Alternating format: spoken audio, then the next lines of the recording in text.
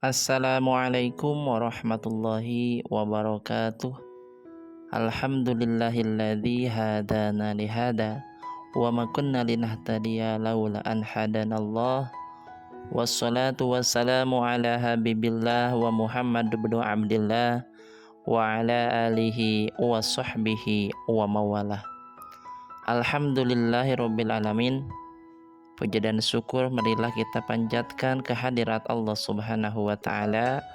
Shalawat dan salam semoga senantiasa terlimpahkan kepada panutan alam, Nabi Agung, Nabi besar, Nabi mulia Muhammad Sallallahu Alaihi Wasallam. Sahabat yang dimuliakan Allah Subhanahu wa taala, setiap mukmin tentu berharap semua amal soleh yang dilakukannya diterima Allah Subhanahu wa ta'ala. Amal soleh yang tentu saja diiringi niat sebagai ibadah untuk mendekatkan diri kepada Allah Subhanahu wa ta'ala, serta amal soleh yang dilandasi keimanan yang benar serta meneladani akhlak Rasulullah Sallallahu Alaihi Wasallam.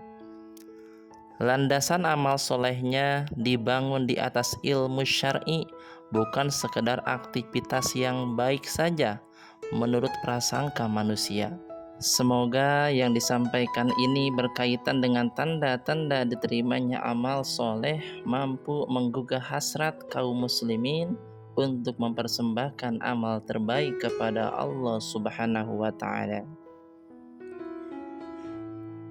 Hadirin yang dirahmati Allah Subhanahu wa ta'ala, Imam Ibnul Qayyim rahimahullah berkata, sesungguhnya Allah apabila menginginkan kebaikan kepada seseorang, maka ia jadikan hatinya tak mengingat amal-amal kebaikannya, dan ia jadikan lisannya tak ingin mengabarkan amalnya kepada manusia.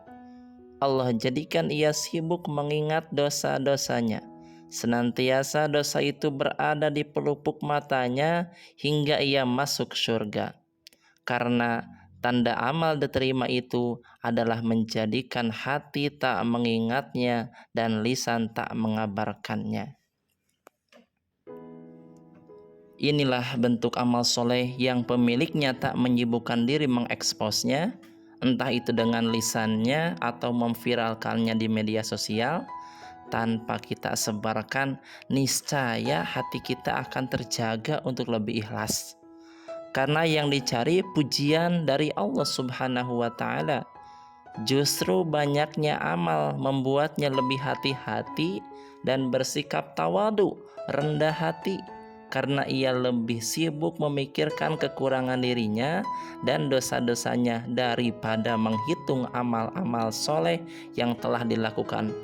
Karena orang yang bangga dengan amal-amal solehnya justru akan meremehkan dosa-dosanya, atau bahkan memandang rendah orang yang tidak beramal soleh seperti dirinya.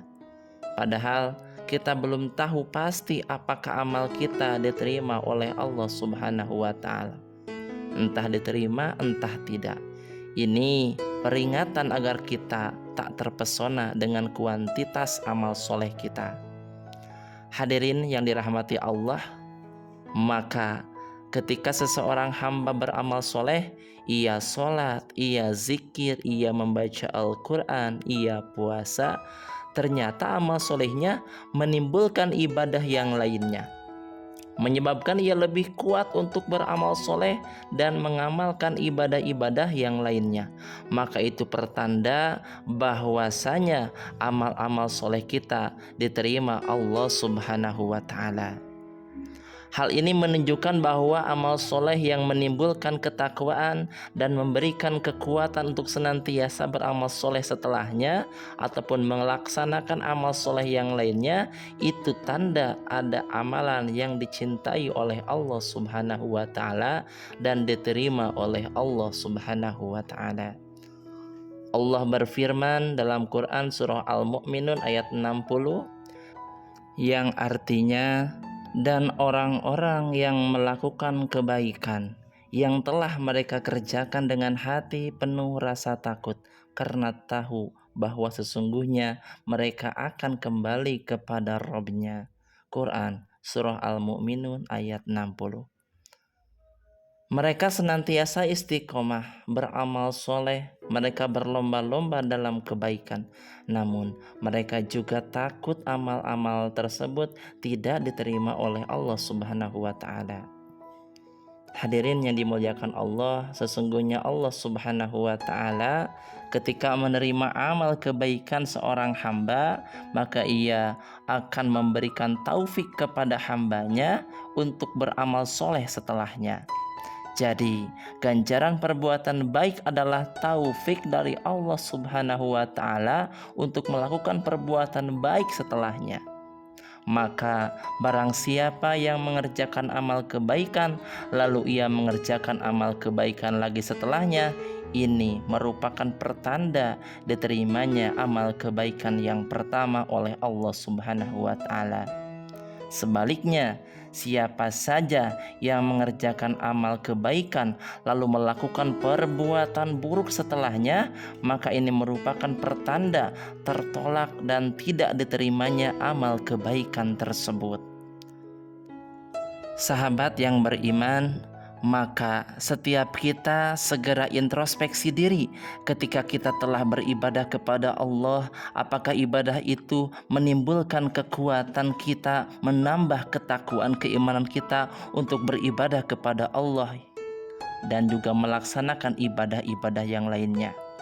Ketika kita telah selesai beribadah kepada Allah Subhanahu wa Ta'ala, segera introspeksi diri, periksa hati kita apakah ibadah itu menimbulkan ketakwaan kepada Allah Subhanahu wa Ta'ala atau tidak. Apabila tidak, maka ucapkanlah innalillahi wa inna ilaihi raji'un, karena itu adalah musibah yang menimpa diri kita. Semoga Allah Subhanahu wa Ta'ala menguatkan iman Islam kita, memberikan kekuatan kepada kita untuk beramal soleh dengan penuh keikhlasan. Mudah-mudahan yang disampaikan bermanfaat untuk semuanya. Rabbana taqabbal minna innaka antas sami'ul alim wa tub 'alaina innaka antat tawwabur rahim. Wahai Rabb kami, terimalah amal dari kami. Sesungguhnya Engkau Maha mendengar lagi Maha mengetahui. Dan terimalah tobat kami, sesungguhnya Engkaulah yang Maha penerima tobat lagi Maha penyayang. Terima kasih atas segala perhatian. Wassalamualaikum warahmatullahi wabarakatuh.